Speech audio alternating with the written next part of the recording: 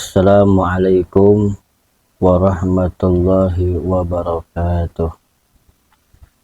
Alhamdulillahirrabbilalamin. Wassalatu wassalamu ala asrafil anbiya wal mursalin Sayyidina wa maulana Muhammadin wa ala alihi wa sahbihi ajma'in, amma ba'du. Kaum muslimin wal muslimat dimanapun berada, kembali lagi bersama kami dalam kajian kitab Fathul Qorib.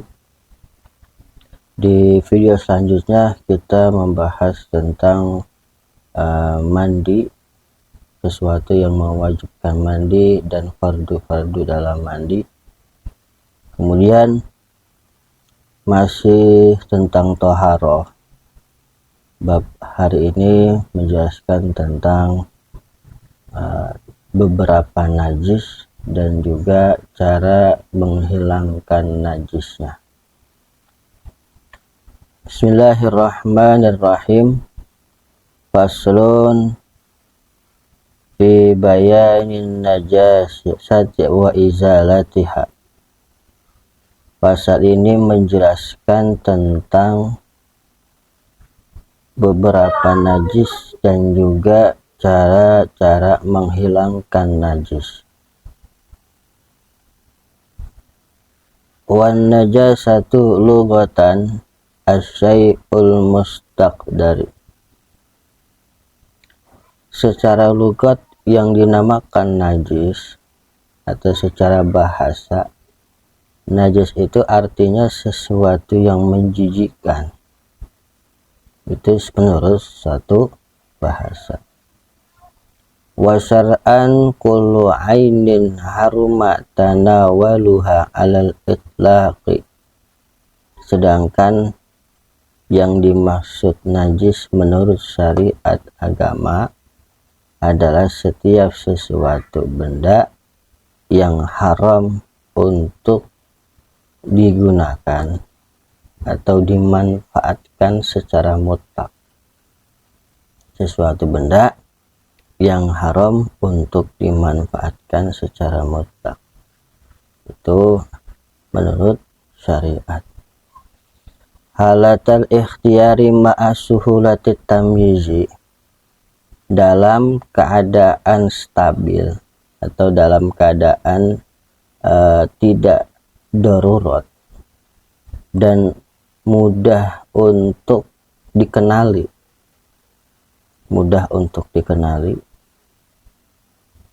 lali hormatiha, bukan karena kemuliaannya najis, bukan karena najis itu mulia. Wala listiqdaroha, bukan juga karena najis tersebut itu menjijikkan. Wala lidaririha fi badanin aw aklin, dan juga bukan karena najis tersebut bisa membahayakan badan atau akal. Jadi najis itu memang sesuatu yang sudah ditetapkan oleh syariat. Sudah nas dalam Al-Quran bahwasanya ada beberapa najis yang dikategorikan najis. Walaupun kadang ada sesuatu yang dianggap enggak menjijikkan, tapi secara syariat itu najis.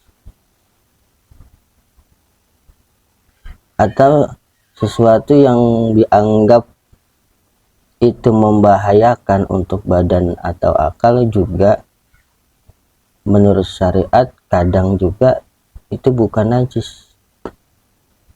Jadi alasan najis tersebut memang karena sudah nas Al-Quran, sudah ditetapkan bahwa ini najis dan ini bukan najis. Wa dakhala fil itlaqi qalili najasatil aw kasiriha, dan juga termasuk mutlak di sini artinya baik nanti najisnya itu najis yang sedikit ataupun najisnya banyak. Jadi secara mutlak ukuran banyak atau sedikit pokoknya dianggap najis, tetap najis. Sedikit ataupun banyak kalau memang dianggap syariat itu najis adalah tetap najis.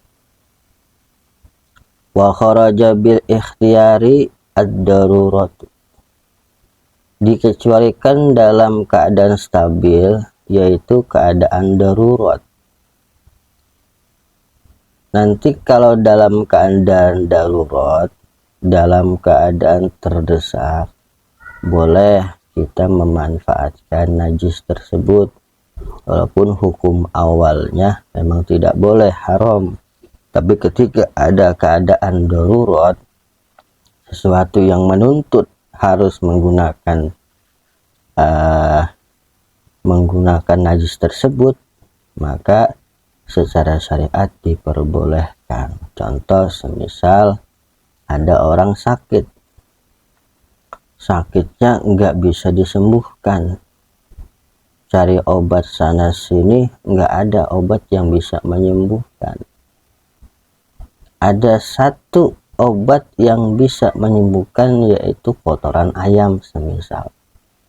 Kalau dia nggak minum makan kotoran ayam, kan kotoran ayam najis, sedangkan nggak ada obat lain selain daripada kotoran ayam, maka itu dalam keadaan darurat, maka diperbolehkan, tapi dengan sesuai kadar yang dibutuhkan. Kalau memang dibutuhkannya hanya sedikit, ya sedikit, sesuai dengan yang dibutuhkan itu. Tuh. Karena dalam keadaan darurat. Fa inna hatubihu tanawalun najasati, maka ketika dalam darurat diperbolehkan untuk memanfaatkan najis atau menggunakan najis. Wa bisuhulati tamyizi akala dudil maiti fi jubni aw fakihatin wa nahwi dzalik. Dan juga dikecualikan nanti sesuatu yang mudah untuk dikenali atau sesuatu yang mudah untuk dibedakan, yaitu ketika kita makan ulat yang sudah mati di dalam keju atau di dalam buah-buahan. Nah, itu juga bisa dikecualikan, karena ketika kita makan keju nih, ada ulat yang mati di dalam keju, kita nggak bisa mengenali ada najis atau enggaknya, nggak terlihat. Maka ketika itu kita makan, nggak masalah, itu nggak haram, karena memang sulit untuk dikenali, sulit untuk dibedakan. Dalam kasus seperti itu, di dalam syariat dimakfu, diperbolehkan, tidak diharamkan, kalau memang tidak bisa dibedakan najisnya. Kita nggak bisa menemukan mana najis ini, nggak ada, nggak terlihat oleh mata zahir kita. Kemudian dikecualikan juga bukan karena najis itu mulia, yaitu adalah mayyitul adami. Dikecualikan mayyitatul adami, bangkainya manusia atau mayatnya manusia, jasadnya manusia yang sudah mati, itu bukanlah najis walaupun kadang sudah membusuk. Karena apa? Karena manusia itu mulia. Maka manusia ketika sudah mati itu bukan najis, suci hukumnya. Wa bi adam istiqdar mani wa nahwihi, dan juga dikecualikan nanti ketidakadaannya kejijikan seperti mani dan semacamnya. Mani itu sesuatu yang dianggap menjijikan, tapi mani di sini walaupun dianggap menjijikan, dia bukan najis.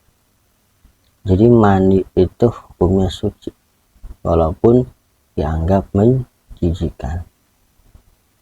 Wa nafid daruri al-hajru wan nabatu mudir bi badani aw aqlin. Dan juga nanti dikecualikan tentang bukan karena membahayakan, seperti batu dan tumbuhan yang membahayakan badan atau akal.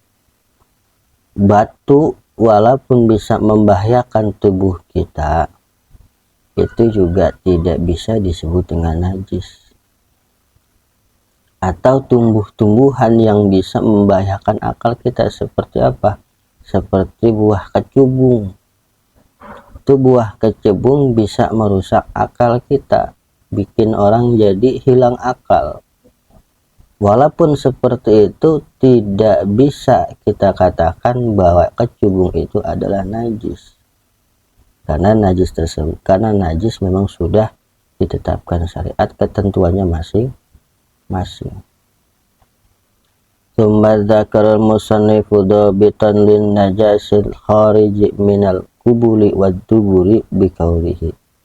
Kemudian musannif pengarang kitab Fathul Qarib ini membatasi najis yang keluar dari kubul dan dubur dengan satu ungkapan, wa kullu ma'in kharaja minas sabilaini najisun.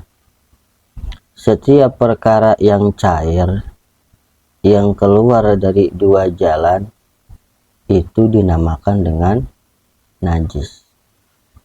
Sesuatu yang keluar dari kubul dan dubur dan bentuknya cair, maka sesuatu tersebut disebut dengan najis. Huwa sadiqun bil kharijil mu'tad di kalbauli wal ghaiti. Baik nanti cairan yang keluar tersebut bentuknya cairan, sesuatu yang cair, artinya sesuatu yang cair dan lembek, enggak keras. Itu baik keluarnya sesuatu yang memang sudah adatnya, sudah kebiasaannya, seperti air kencing atau kotoran manusia, itu kan sesuatu yang udah biasa, sesuatu yang adatnya seperti itu. Atau nanti yang keluar dari kubul dan dubur ini sesuatu yang enggak biasa, kadami wal qaihi, seperti apa? Seperti darah dan nanah. Misal keluar dari kubul atau dubur darah, maka darah yang keluar dari kubul dan dubur itu pun disebut dengan najis. Illal mani, kecuali mani. Kalau mani walaupun cair dan keluar dari kubulnya manusia, itu tidak disebut dengan najis. Ini pengecualian, karena mani itu asalnya manusia. Nah, manusia itu mulia, maka mani itu dimuliakan.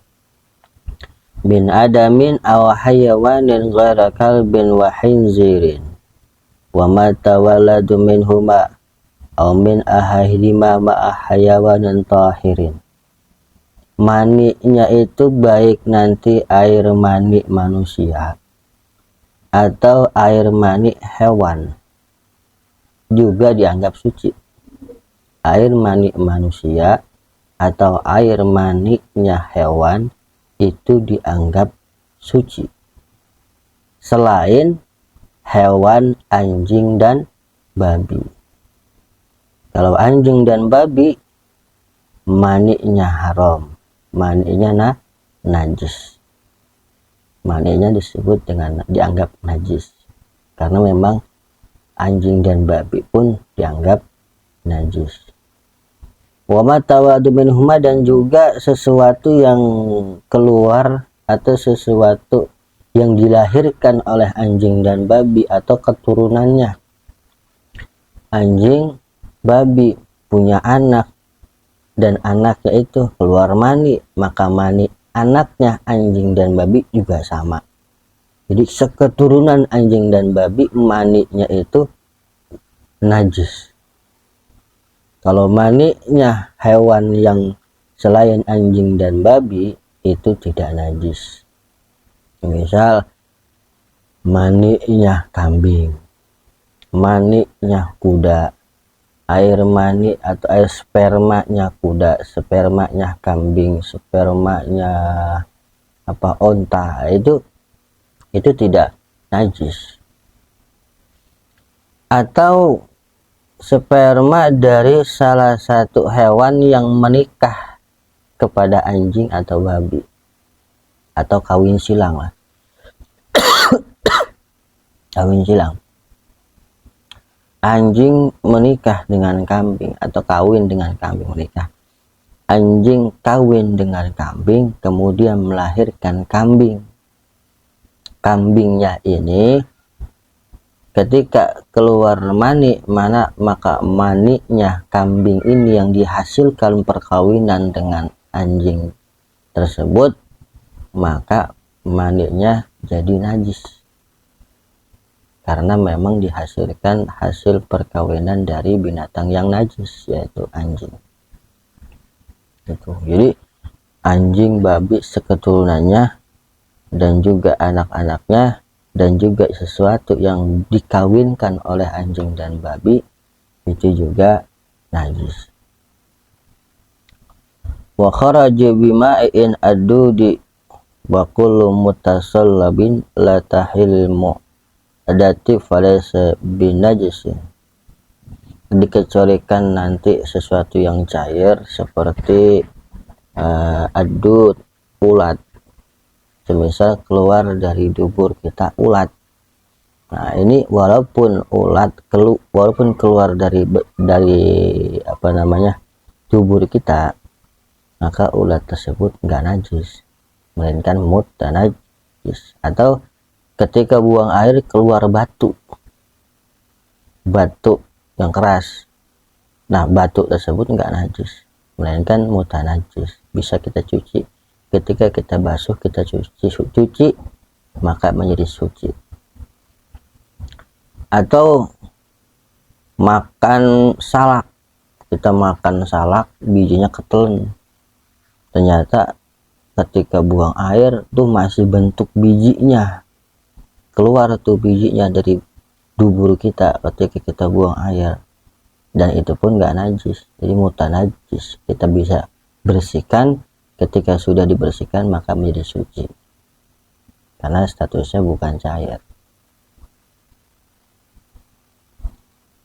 Bal mutanajjis yadhuru biqasi, tetapi benda tersebut dihukumi mutanajjis, maka bisa disucikan dengan cara dibahas. Jadi ada najis itu sesuatu yang memang enggak bisa disucikan. Najis itu adalah benda yang enggak bisa dimanfaatkan dan enggak bisa disucikan, itu namanya najis.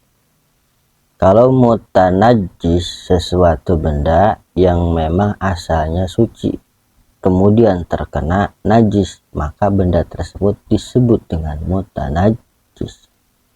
Seperti kita punya pakaian ternyata dikencingin oleh kucing atau dikencingin kucing lah, atau terkena kotoran kucing, kotoran ayam, maka tuh baju kita yang awalnya suci ketika terkena najis, maka baju kita nih disebut mutanajjis, sesuatu yang terkena najis dan bisa disucikan kembali karena awalnya suci. Kalau najis nggak bisa disucikan.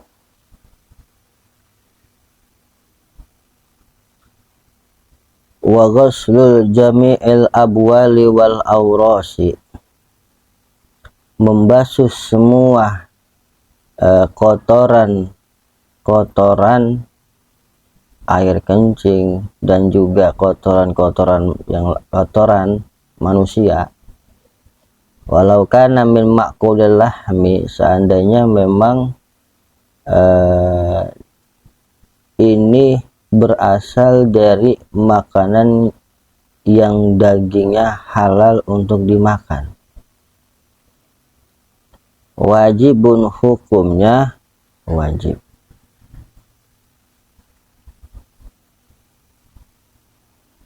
Jadi hukum membersihkan air kencing atau membersihkan tai lah bahasa kasarnya ya, kita ya, biar paham. Tai ini harus dibersihkan, hukumnya membersihkan kotoran, hukumnya wajib, wajib. Makanya ada hukum sebelumnya kita belum bahas tentang istinja. Istinja itu kan membersihkan kotoran kita, yang tempat keluarnya kotoran kita, dan membersihkan semuanya itu wajib hukumnya. Wa kafiyatul ghuslun najasati, dan tata cara membasuh najis. In kanat musyahadatun bi aini,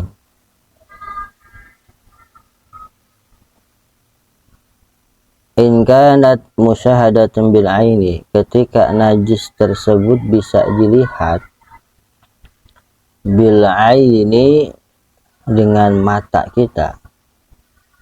Najisnya ini bisa terlihat oleh mata kita, jelas bendanya, jelas najisnya. Wahiyal musammatu bil ainiyati, dinamakan dengan najis ainiyah. Jadi najis yang bisa terlihat oleh mata kita sendiri, benda najisnya tersebut disebut dengan najis ainiyah. Takunu bizawalin anha, takunu bizawalin ainiha, wa mahawalatu zawali awsafiha min ta'min aw launin aw rihin. Tata cara untuk membersihkan najis ainiyah yaitu dengan menghilangkan ainnya, dengan menghilangkan najisnya tersebut, dan juga menghilangkan sifat-sifat dari najis tersebut, baik nanti rasanya, baik nanti warnanya, atau nanti baunya harus hilang. Itu tata cara untuk menghilangkan najis ainiyah. Contoh semisal di lantai ada ayam buang air, ada ayam, kotoran ayam, terlihat tuh najisnya. Maka gimana caranya? Caranya itu pertama kita hilangkan dulu kotorannya, kita buang kotorannya, bersihkan kotorannya. Setelah itu kita bersihkan tempatnya supaya tidak ada lagi sifat-sifat najisnya tersebut, baik nanti rasanya udah hilang, wanginya udah nggak ada lagi, dan juga warnanya juga udah nggak ada. Nah, itu berarti sudah benar cara menghilangkan najisnya. Wa in baqiya ta'amun najasati darran. Tapi kalau semisal kita sudah bersihkan kotorannya, kemudian sifat-sifatnya masih tersisa, masih ada rasanya sedikit, masih ada rasanya nih, nah masih ada rasa kotorannya, nah itu berarti masih belum dianggap benar dalam menghilangkan najis kalau tersisa rasanya. Au launun au rihun ausurun zawaluhu lam yadur, atau rasanya udah gak ada tapi masih ada warnanya nih, nggak hilang warnanya, atau baunya masih nempel nih. Gimana? Rasanya hilang tapi warna atau baunya ini masih nempel. Bagaimana tuh? Lam yadur, nggak masalah, berarti nggak apa-apa, ya udah nggak apa-apa, dianggap suci, nggak masalah. Yang penting jangan sampai ada rasanya yang tertinggal. Kalau masih ada rasanya, rasa kotoran tersebut, ya berarti masih belum dianggap suci, masih mutanajis. Tapi kalau yang tersisa warnanya atau wanginya, baunya, dan memang sulit untuk dihilangkan, lam yadur, tidak masalah. Wa in kanat an-najasatu ghairu musyahadatin wa hiya musammatu bil hukmiyah.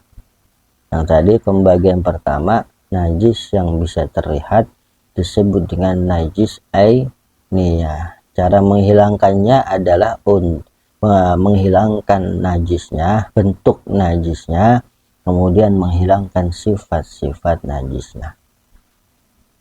Dan yang kedua ini, najis yang tidak dilihat atau najis yang enggak terlihat, dinamakan dengan najis hukmiyah. Nah, bagaimana cara menghilangkan najis hukmiyah? Fayakfi jaril ma ala mutanajjis biha walau marratan wahidatan. Fayakfi jaril ma'u, maka cukup hanya mengalirkan air saja ke tempat yang terkena najis tersebut, walaupun hanya satu kali basuhan. Misal nih, sarung kita pernah kena air kencing, tapi itu udah nggak kelihatan bentuk kencingnya, atau terkena kotoran tapi nggak terlihat kotorannya, maka disebut najis hukmiyah. Cara menghilangkan najis hukmiyah hanya mengalirkan air, udah siram aja satu kali basuhan, udah dianggap suci. Hanya mengalirkan air, udah disiram aja, dibasuh satu kali, udah selesai. Itu kalau untuk urusan najis hukmiyah.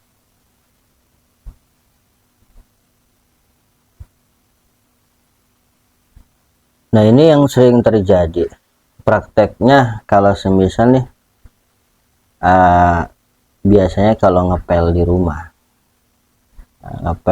semisal kita ngepel di rumah ada kotoran, maka caranya itu jangan langsung disiram tuh lantainya. Kalau emang ada najis ainiyahnya, maka dihilangkan dulu najis ainiyahnya itu, jangan langsung disiram semua. Kalau nanti langsung disiram itu nanti malah melebar najisnya, jadi malah yang tadinya tempat yang enggak terkena najis malah jadi najis semua. Jadi hilangkan dulu najis ainiyahnya, kemudian najis sifat-sifatnya. Kalau sudah hilang baru kita pel lantai kita gitu. Jangan langsung dipel aja tuh ada najisnya, maka najis nanti kemana-mana, bahaya. Nanti kalau takut digunakan untuk sholat, tidak sah, karena kan syaratnya harus tempatnya harus suci gitu. Sumastasnal musannifu,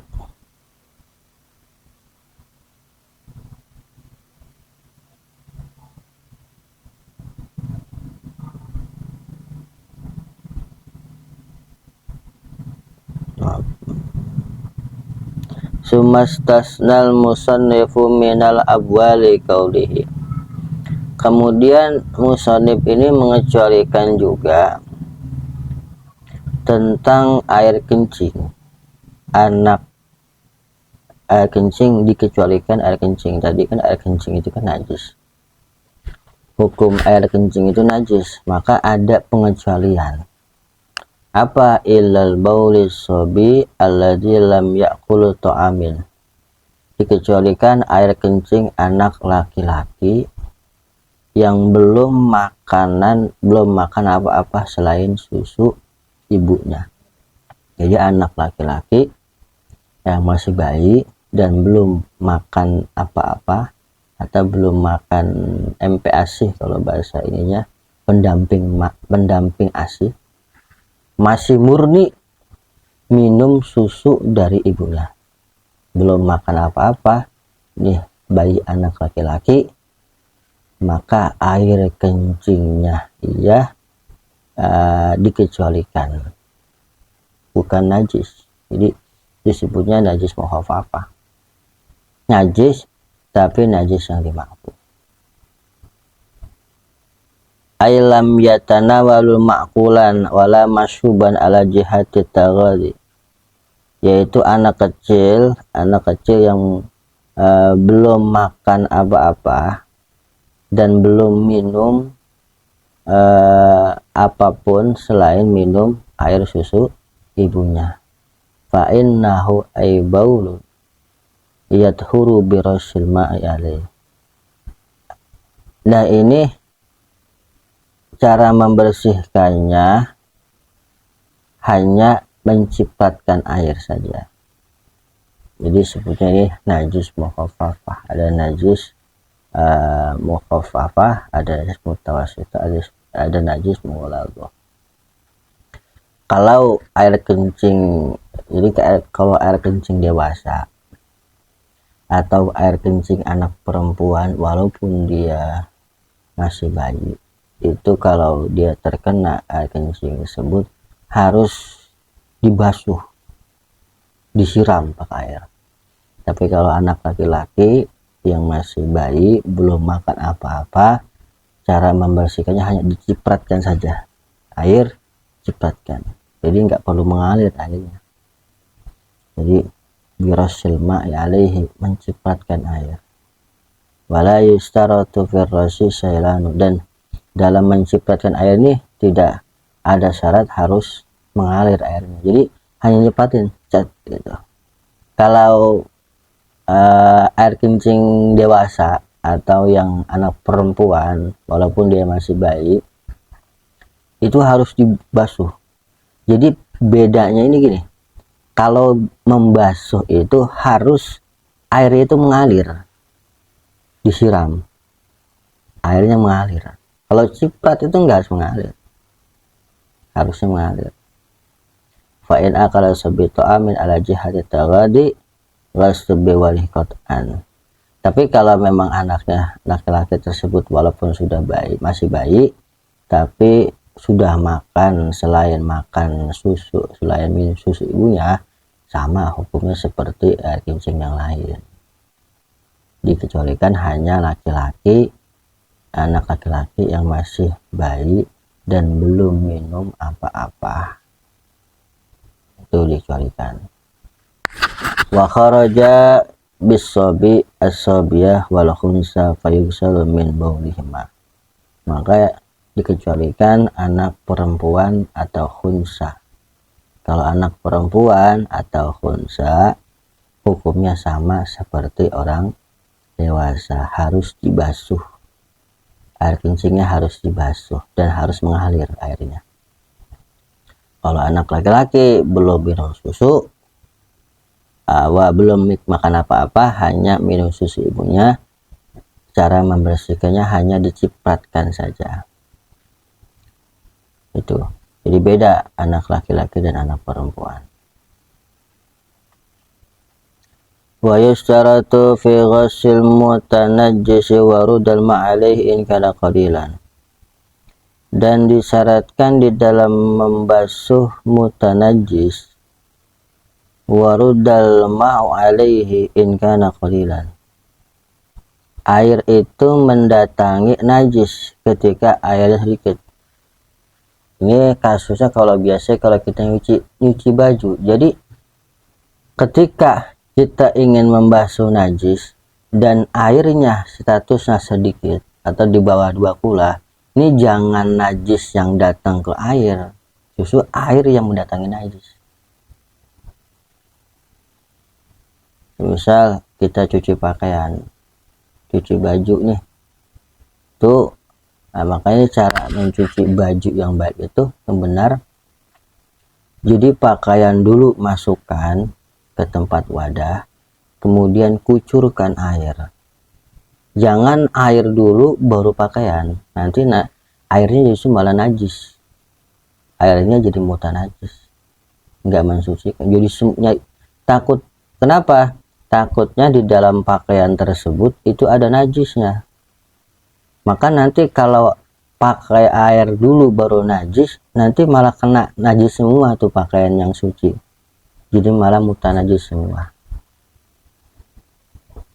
Kalau ini kasusnya kalau air sedikit, air yang di bawah 2 kulak.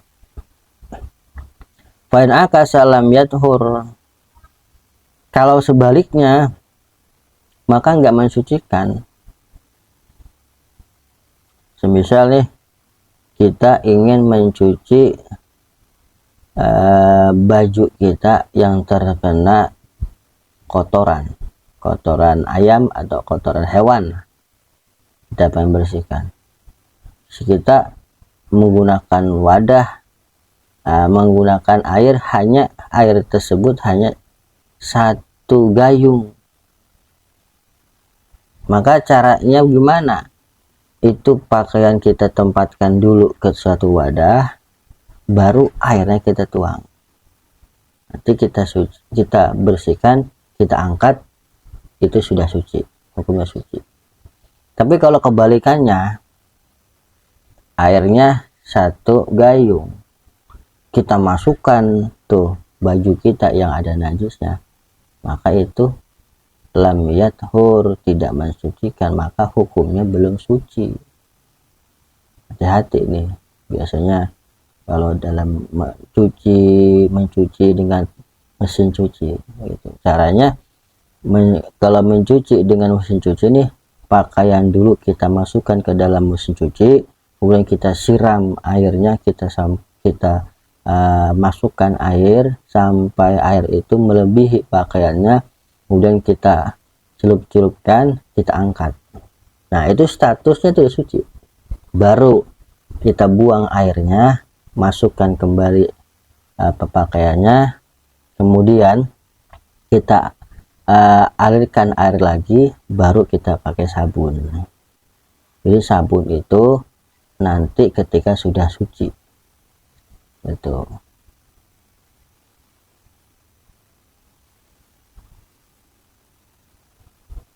Amal ma'u katsirun fala farqa baina qaulil mutanajjis warada au maurudan. Kalau airnya banyak sih nggak masalah. Kalau airnya banyak, mau air dulu baru pakaian atau pakaian dulu baru air, dan itu. Ini kalau tata cara membersihkan sesuatu yang terkena najis. Jadi saya ulangi lagi biar lebih paham. Cara membersihkan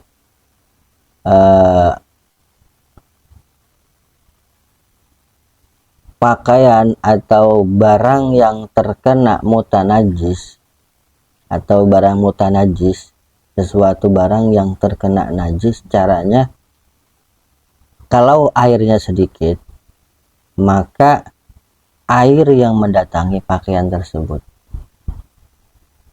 Nggak boleh sebaliknya, pakaian yang mendatangi air. Kalau air yang mendatangi pakaian, kalau kasusnya sedikit ya, air yang mendatangi pakaian itu nanti pakaiannya suci. Tapi kebalikannya, kalau air dulu baru pakaian, nah itu nanti tidak mensucikan, maka statusnya masih mutanajis. Bahaya kalau kita pakai untuk ibadah, kita pakai buat sholat kita nggak sah. Kenapa? Karena kita masih menggunakan pakaian yang terkena najis. Karena syarat sahnya sholat adalah terbebas dari najis. Tidak ada najis, hadas dan najis.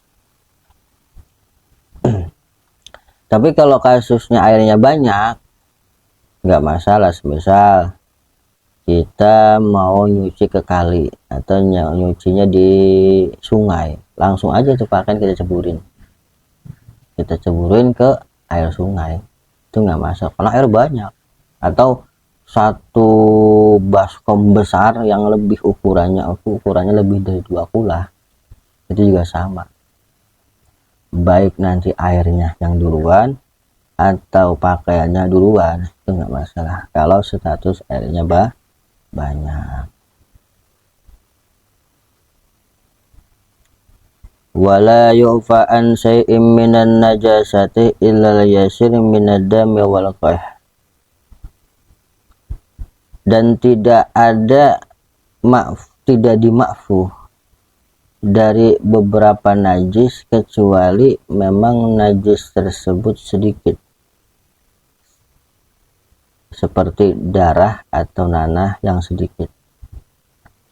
Darah itu najis, nanah itu najis, tapi kalau sedikit darahnya, hanya setetes atau beberapa, nggak sampai mengalir tuh darahnya, dimakfu, nggak masalah, dimakfu walaupun najis tapi dimakfu, tidak dipermasalahkan karena memang sedikit statusnya. Faya'fu anhuma fi thawbin aw badanin, ketika terkena baju atau badan, pakaian atau badan kita, itu nggak masalah kita buat sholat karena memang sedikit. Misal kita kena ketusuk atau berdarah tangan kita, tapi darahnya sedikit, kena pakaian kita atau kena badan kita, kita buat sholat nggak apa-apa kalau emang sedikit, ukurannya itu sedikit. Watasihhu sholat ma'uha, maka sah untuk sholat menggunakan pakaian yang emang terkena najis, yaitu darah dan nanah yang memang status sedikit.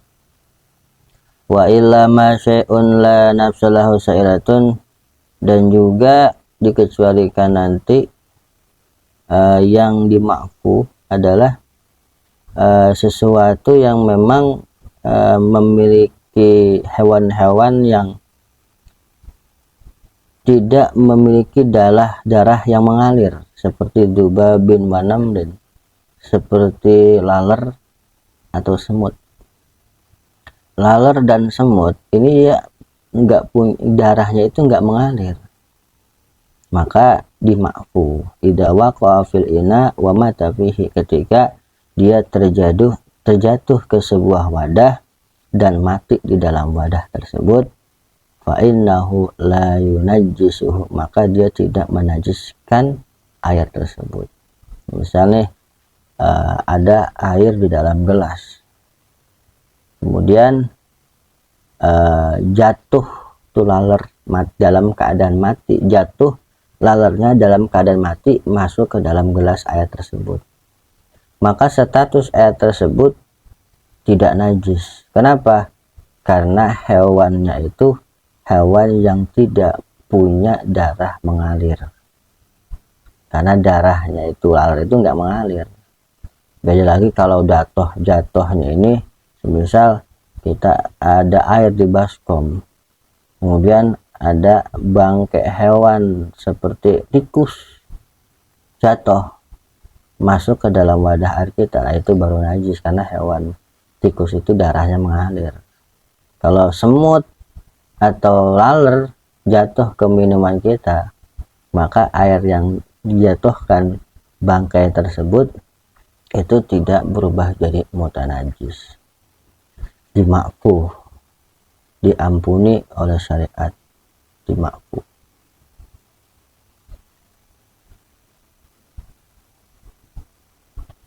Wa idza kasurat maitatun mala nafsalahu sa'iratun wa ghayrat ma waqa'at fihi najasatuhu. Tapi ketika banyak, walaupun nggak mengalir dan bisa merubah air yang terjatuh tersebut, maka juga dianggap najis. Misal ada air di gelas, kejatuhan bangkai laler, ada 50 biji laler mati ke dalam air tersebut. Walaupun laler itu dimakfu, darahnya tidak mengalir, kalau jumlahnya banyak dan juga bisa merubah daripada sifat air tersebut tetap dianggap najis airnya, maka air tersebut statusnya mutanajis kalau banyak. Kalau cuma satu ya nggak masalah, dan dengan syarat tidak dengan sengaja dimasukkan ke dalamnya. Wa idza nasat hadal maitum minal ma'i kadudin khalin wa fakihatin lam najis qad'an wa istasna ma dzukira huna masa madkhurati mabsutati sabaqa ba'diha fi kitab tahirati. Keterangan banyak nanti keterangan di kitab-kitab yang lebih besar. Itu dengan syarat tadi, dengan syarat kalaupun memang yang jatuhnya itu jatuhnya ke dalam air itu hewan yang tidak mengalirkan darah tapi jumlahnya banyak, sama saja menajiskan. Kalau yang jatuh hanya satu ekor, semisal air satu wadah kejatuhan laler, maka air tersebut nggak mutanajis karena cuma satu, karena hukumnya dima'fu. Kalau banyak tetap sama saja gitu. Wal maitatu kulluhan najisatun ila samaki wallahu a'lam bishawab.